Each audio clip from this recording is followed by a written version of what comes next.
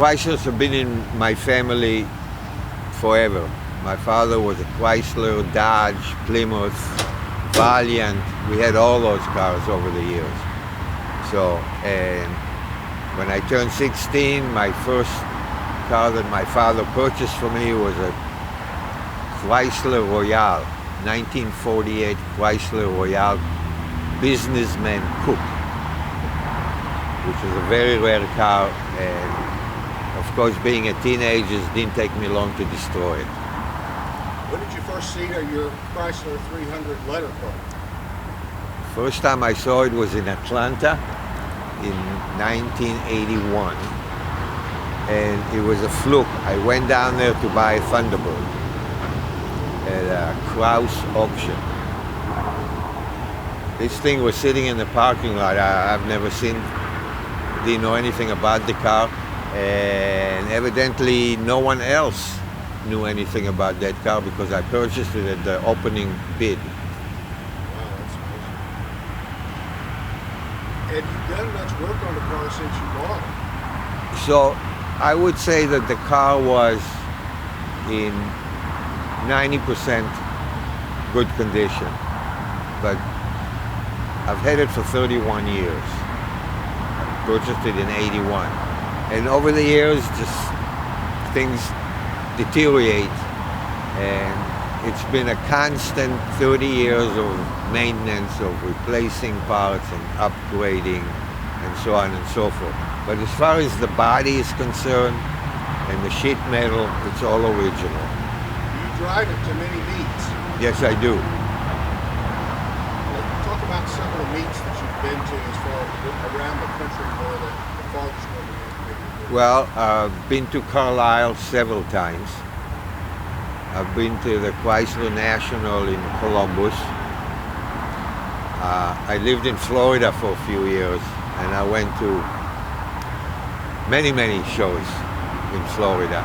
And now that I live back in Cleveland, there's several big shows that I participate in, but I don't go to every drive-by, but the major ones I participate in, especially if it's a charity for the veterans or McDonald's house, those type of things I participate in. Do you normally drive the car to the meet, or do you have a trailer and you trailer it to the meet? Well, if I go to Carlisle, I trailer it. I trailed it over here from Cleveland, but if it's a local show, I drive it.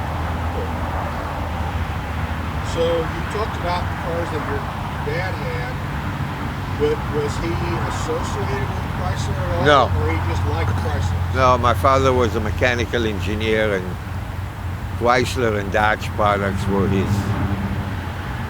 thing.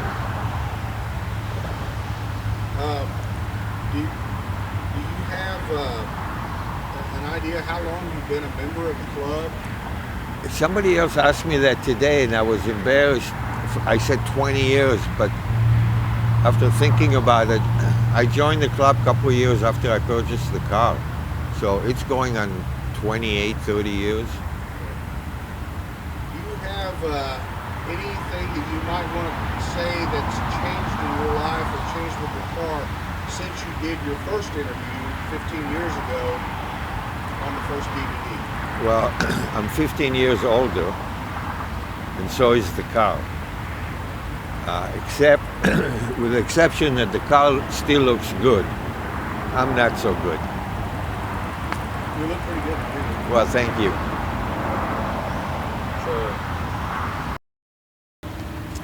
My name's Jeff Micklus. I live in Pittsburgh, Pennsylvania. I can remember when I got into this club, I was reading a magazine by Peterson Publishing. It was about the Chrysler letter cars. It was 1976. And they listed an address. And I wrote to the address, and I got a response from George and Eleanor, and that's when I joined, 1976. When did you actually first see a letter car in person? That was 1975. I found a 300L. It was sitting on the street, and it was the inspection had expired, so I knocked on the door, and they sold it to me really cheap. So that's when I started to investigate the letter cars. And that was the first one I bought and had that for a while. What can you tell us about your history with the letter cars? How many of them have you owned, and which one do you like the best? I've owned about 2 dozen over the years. This is my 4th 300C convertible. I don't have them all at the same time. I would buy them and enjoy them and sell them moving up. I started out with a lot of Pennsylvania cars. They were always rusty. So I would try and move up and get a less rusty car each time. And I still have 6 letter cars that I've had for years and years. This is actually the most recent one that I've got. What kind of restoration have you done on this, or did you buy it in this kind of condition? Yeah, I cheated on this one. I bought this one from a club member named Larry Jett. He did all the work on it. It was a very nice car when he bought it in '95, but the paint had turned to a chalky pink color and the interior was a little bad. But he said it ran like a top and it stopped good, so he had it repainted and redid the upholstery, and I bought it in 2009. He bought it with 93,000 miles. When I got it, it had 97,000 miles. Now, I really haven't had to do anything to it except replace one freeze plug and rebuild one wheel cylinder. It's been a good car. This car, can you tell us about the color? Because the color of this car is unique to the Chrysler 300 for only a couple of years, and maybe a little bit of history about the color, where the color came from. Well, the color is Gauguin red, and it's a color that was used in a painting by Paul Gauguin, and yeah, they call it Gauguin red. And there, as far as I know, there's only 44 convertibles that came in that color, and I'm not sure about how many hard tops, but it's an interesting color. It looks completely different in the sun and completely different when the sun goes down, so it's almost like 3 shade variances in one day. But this is my favorite time of the day, the way the color looks right now. It's beautiful. It's beautiful. Do you usually drive a Chrysler 300 to the meets, or do you tend to trailer them to the meets, or how do you do that? I used to always drive them when I was younger, and I enjoyed the trips. Now that I'm getting older, I trailered this one this time, just because I just don't want to take the chance of breaking down. It was 350 miles for us, so it was easier for me to trailer it. Plus, I like to trailer them now because when I get here, they don't have to be rewashed and stuff like that, and I don't have to look for premium gas. I can fill it up at home and not have to look around. Was Chrysler's in your family? Did your dad drive a Chrysler? Or tell us a little bit about your family connection. My dad always drove Chryslers. He was an attorney, and his biggest client was a Chrysler Plymouth dealership called Beckman Motors. And he always bought New Yorkers, except in 1965 he bought a 300L. And he only kept it for about a year because he had ordered a New Yorker, and there was damage done to the New Yorker when it was being delivered. And it was the end of the year, and they couldn't get him a new one, but they had a 300L on a local lot. So he bought it, but he only kept it a year because my mother didn't like the shifter in the floor, and he just thought it rode a little too hard, which I don't know if it rode much harder than a New Yorker, but yeah, and then of course after that he still kept buying New Yorkers until he died. Yeah. Okay. Tell us about your car. I hear it's maybe been featured in several publications. Yeah, it was in Collector Car, it was in Special Interest Auto, it was in Collector Automobile. It was the cover car for an issue of Collectible Automobile and a feature story. This was all done by the previous owner, the club member Larry Jett. He did a lot of things with the car. It was invited to Pebble Beach one year by Bob Lutz, who was president chairman of Chrysler, and Larry was a special guest, and the car was a featured vehicle on the lawn. And he did a couple TV commercials. He would rent the car out. It was always a lot of. He gave me a book when I bought the car of had to been this thick. It's just incredible. All the pictures and everything. Do you normally attend the spring and the fall meet every year, or do you just maybe do one a year? Or? No, I always went to every meet. Years back, I was one of the most. I had one of the most highest attendance records till probably about 10 years ago, and then of course the pandemic. But usually we always make both meets. We have a great time at these meets. We look forward to them. So you said you had several letter cars. Do you have one that you favor over the rest of them, or just like all in the same? Well, we like the C's the best, but for dependability and everything, we like the L's. I have an L convertible that I've had since 1977, and that's actually my favorite, and it's not real nice, but I can take it to the meets, I can park it anywhere and not worry about it. It's very dependable, and it's still easy to get parts for an L. The late model, like performance parts, or still work on the L's. So that would probably be my sort of favorite, yeah. Is there anything else that you might want to say about this car or any other car that you have that is a little different from maybe somebody else's story? Well, just the way they run. I had G's, and G's really would run right out of the chute. They were fast. This one, it takes a long time to get it going, but once you get it going, it just goes effortlessly. You know, you can go 100 miles an hour on a nice piece of road, and it's not really breathing hard. You know, whereas the G's, you felt like that engine was really revving. So, and I like that. I like to be able to cruise in them, and they get decent mileage. So that's about the only story I have, other than, people stopping us and wanting to look at the car and stuff like that. But that happens to almost everybody that has a letter car. Yeah. Hi, my name's Randy Guyer. I'm from Minnetonka, Minnesota, and this is my 1957 Chrysler 300C Coupe. I've been a car collector since about 2005, so I'm relatively new at this. And it came as a result of I had retired and I needed something to do, and I had to think about what interests I have, and I thought about when I was a kid and we used to play with cars, and I kind of missed that, and like many people, I grew up and got married and had kids and had to send them to college, and all those life things, events, got in the way of, my hobbies and things like that. So I retired and decided I wanted to collect cars. And I first decided that I wanted to have big engine muscle cars with 4-speed transmissions. Found out they weren't really all that much fun for me. And I ended up buying a 1960 Chevy Impala convertible. And when I drove that, I thought, this is the thing.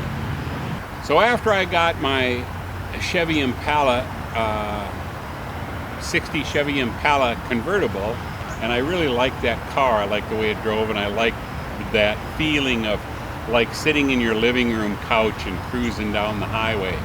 I went to Barrett-Jackson and I saw a car that I didn't know what it was, but I thought it was the most beautiful car I had ever seen.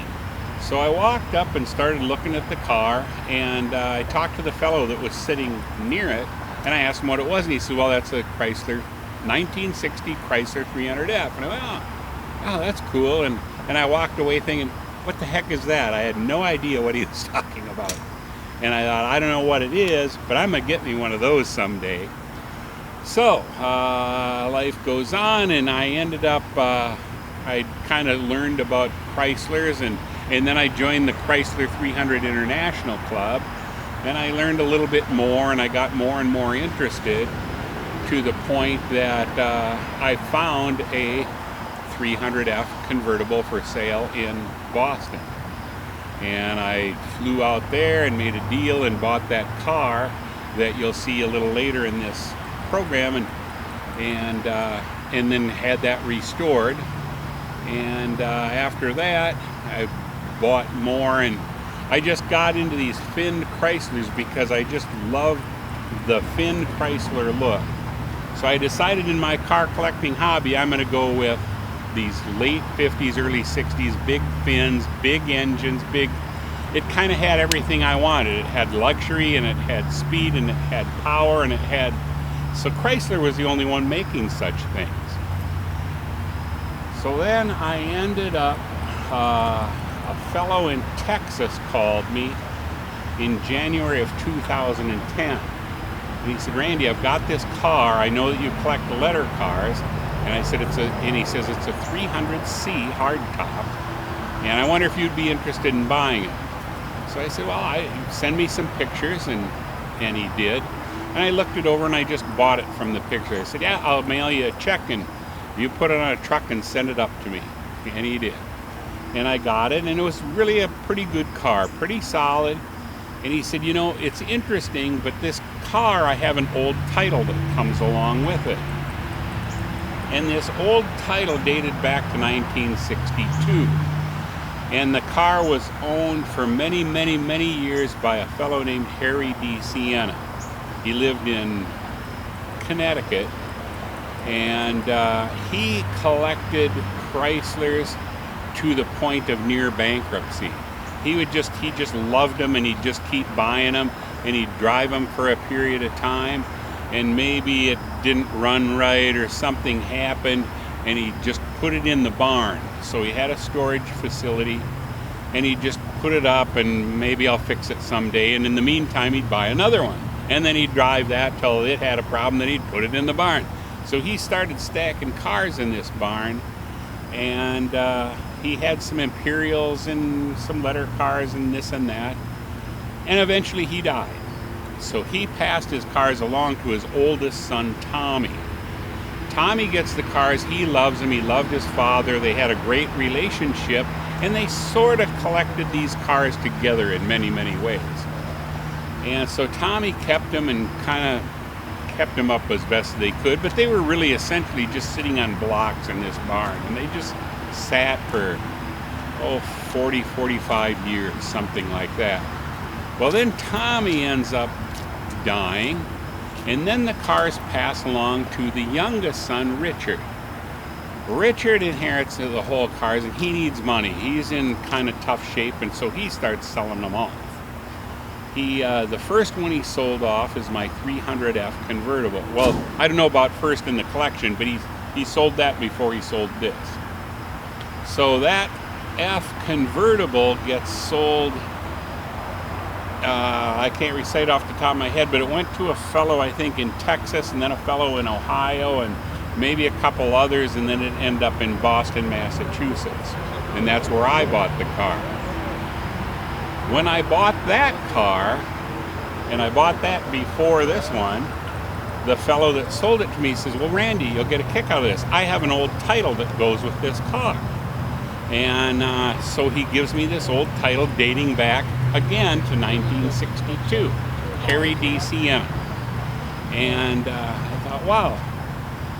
So I'm kind of telling this backwards, but so the bottom line is the two cars were owned for decades by the same fellow and his sons, and stored in the same barn, and they got sold, and they went different directions, and wherever they went to different owners and different things. And I just, by absolute happenstance, no plan, no I don't know, and I end up with these two cars with these old titles. So I know the history of both of these cars all the way back to the point when they were brand new. I know everybody that's owned them, where they've been, why they've been there. So I end up with them. I've restored them both, and so I consider them sister cars. Okay. How many shows do you go to on the average during the year as far as car shows, and I'm thinking 300 meets?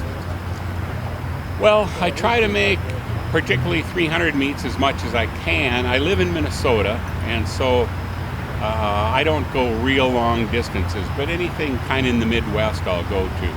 I like to compete in AACA, which is Antique Automobile Club of America competitions. I like to have my cars judged, and I like to win those awards, and I think it's fun. I also compete at Concours d'Elegance shows. So I'll travel to Des Moines Concours. There used to be one in Milwaukee. I used to put one on myself in Minnesota for several years. Do you usually drive your cars to the meet, or do you trailer them? Or Well, I trailer them, and I know all the bad talk about trailer them. They're trailer queens and all that, but when you spend that much money to try to make a car as perfect as you can, it's very risky and hard to go take them out. I'm afraid somebody's going to pile into me, and that'll be the end of it. Now, another part of that story is that Tommy, as you remember, I told you, Tommy was the oldest brother. He inherited the cars first. And Richard was a lot younger. Richard, when Tommy had this car, he took Richard to the World's Fair in New York in 1964. And Richard bought a little World's Fair sticker, says 1964 New York World's Fair, and stuck it in the back window. That sticker is still here today. We'll get a shot of it. So when we restored the car, we took the back glass out and we polished around it. We're very careful to protect and maintain that World's Fair sticker because it's such a valuable piece of history of the car. we're not Okay. taking all the microphone. The 300F convertible is, I bought, like I said, out of the same collection, but I bought that one first. I bought the 300F convertible in 2008. Like I told you, I was at Barrett Jackson in 2007, saw the first one I had ever seen, loved it, and I thought, I want one in black, and I want it to be fully optioned, and I want everything I can get on that car. Well, they only made 248 of them in 1960, so I wasn't exactly asking a lot. Yeah, right. I just wanted what I want. Well, I found it. I found it in Boston, and that car is the very last 300F convertible produced at the factory. After that car went through the assembly line, they assembled either 4 or 5 more coupes, and then they shut down the line to make way for the 61 models that were about to start manufacturing. So it's the very last one produced. I didn't realize that till after I got the car, and so yeah, like I say, it came with that old title, and yeah, what else? It's loaded with options like air conditioning, power locks, power windows, power seat, like most of them have, power brakes, power steering, those kind of things. But the unusual one maybe is the power locks, and so. I know the power locks are probably vacuum operated. Yes, they're Talk vacuum. about that a little bit. Well, yeah, it's just a switch on the dash, the power locks, and they work on vacuum, so you have to hope there isn't any leaks in any of the vacuum hoses and stuff. So they're not quite as dependable as electric ones, but they work fine. And when I restored it, I made sure that everything works. I'm kind of fussy about having them restored to as exact to the factory as I possibly can. So I did a lot of research, learned a lot of things, and you have to learn about nuts and bolts and colors and gloss levels and clamps and hoses and belts and on and on and on. So these cars, the C and the F, have been at AAC events, judged events, and they've both been judged to a Grand National Senior level, which is essentially as high as you can go. They've been judged by the 300 Club International, and this car got scored at 903 points, and the F got scored at 875 points. That's good. That's very, very high.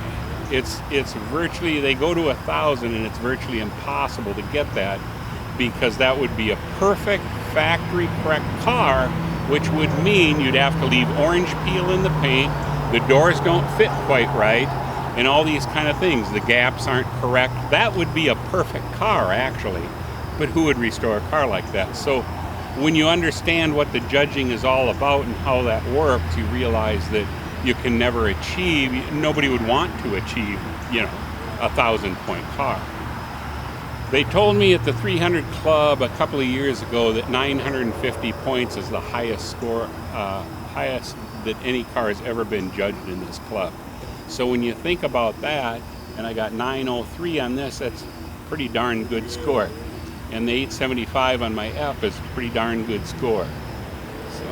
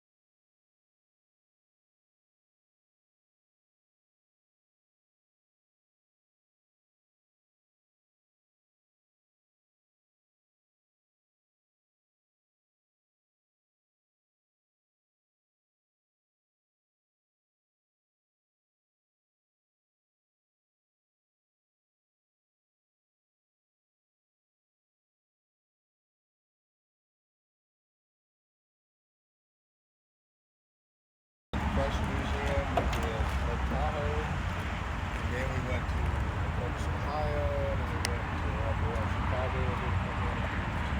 So we had a lot of different locations that we did the last time. I think I was supposed to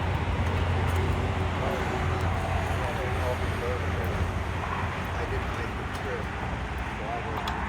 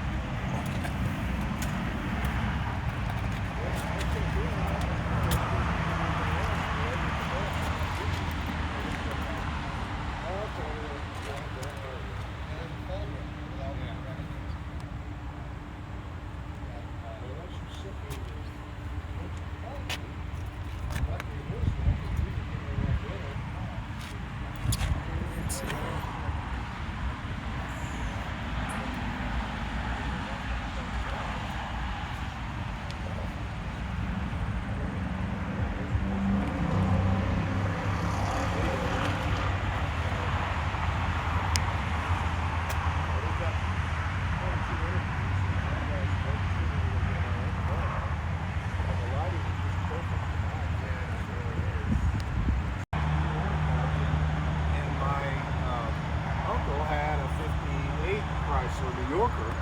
It was a two-door hardtop, and they lived in Hawaii. They brought the car back. When they came back, he was stationed in the Air Force. He was a chaplain, and they bought the car back.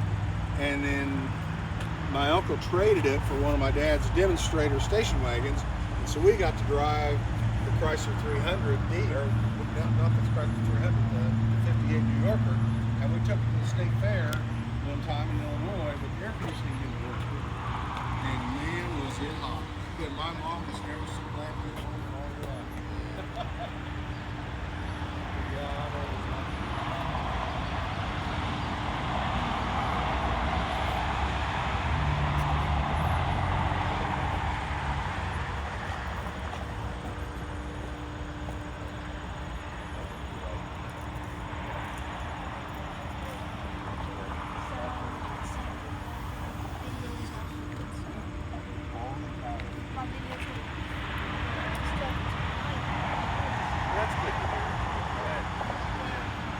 I've taken pictures of this car in the daylight, taking pictures of this thing, and people look at the picture and say,